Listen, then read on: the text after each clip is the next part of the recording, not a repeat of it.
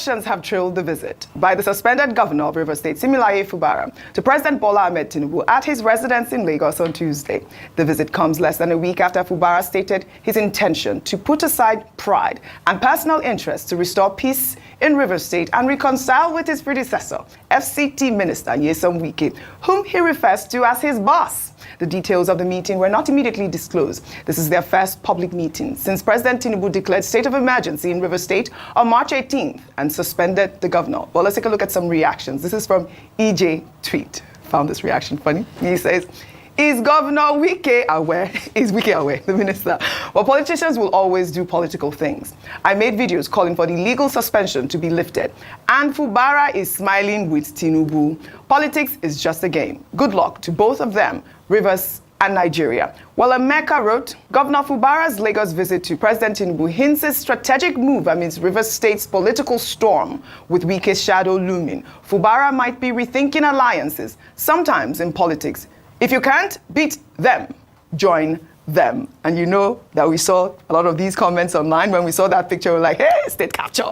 I mean, those are some of the comments. Well, your thoughts on the visit by Fubara? You know, earlier in the program, I said, for me personally, I thought the optics were unfortunate because this is an elected official. Yes. And, you know, we know that the assumption around it is that he's going to beg and plead. Now, if you remember in the month or so leading up to the state of emergency, the president had said that Governor Fubara should just stoop to conquer. Yes. That had been his very decisive advice to him. And well, we see he's finally taking the advice and it's bearing fruit. And it's unfortunate that, you know, politicians will always do what it takes to stay in power or to claim power. It's around power. And where is the will of the people in all of this? Where is the accountability to the people who voted for him? The past 2 years have been stagnant in terms of development in Rivers State because it's been one political issue after the other. However, if you look at it from a political strategy perspective, especially after the statements we saw from the minister of the FCT at the beginning of the week, where he will deliver Rivers State, almost as the alpha and omega of the Rivers State. Well, this is President Tinubu also just reminding him that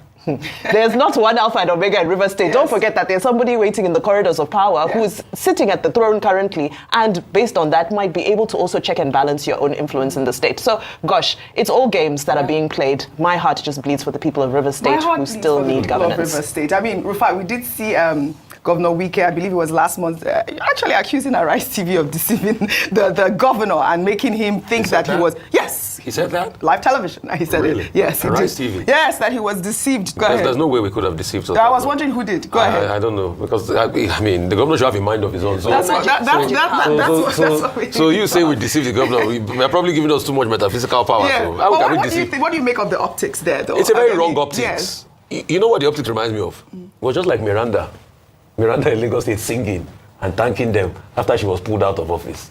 This is bad optics for democracy. Let's call it spade a spade. In fact, this is one of the saddest days for democracy with these optics.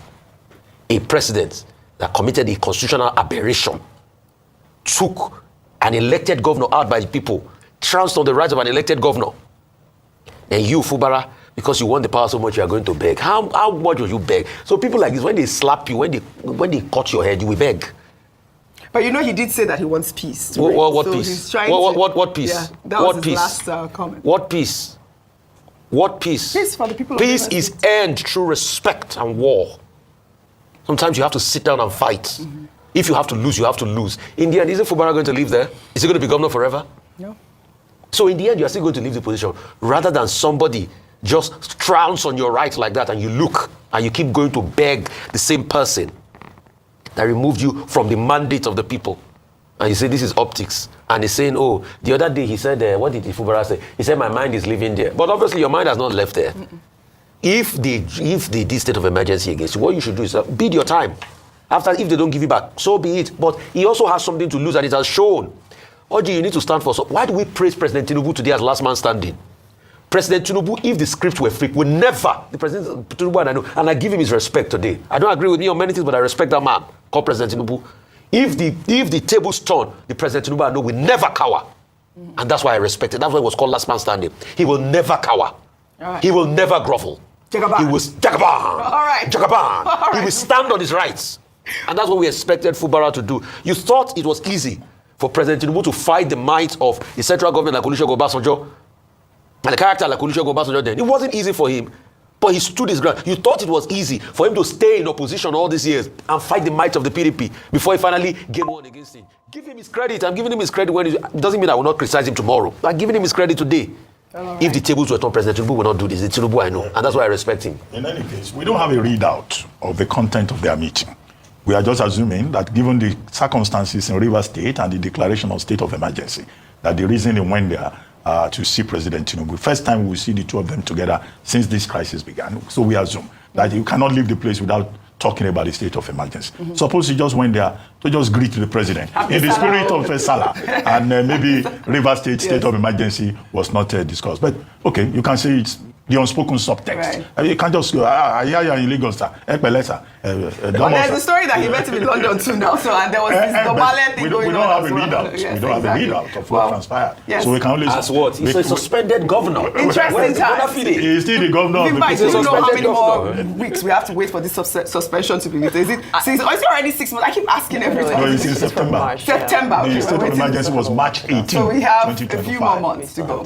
Well, we'll continue to follow up on the story as always. What President Bola Ahmed Tinubu is beginning to enjoy it. Where? Who's that? the sole administrator. You were going to say that. I said it. Wasn't it his wife that was? You have to go and greet the president. Please, I'm still here. That man is beginning to enjoy the place. It's a case of the Lord has done it finally. The Lord has done it. He never expected it. Never expected it. Well, all right.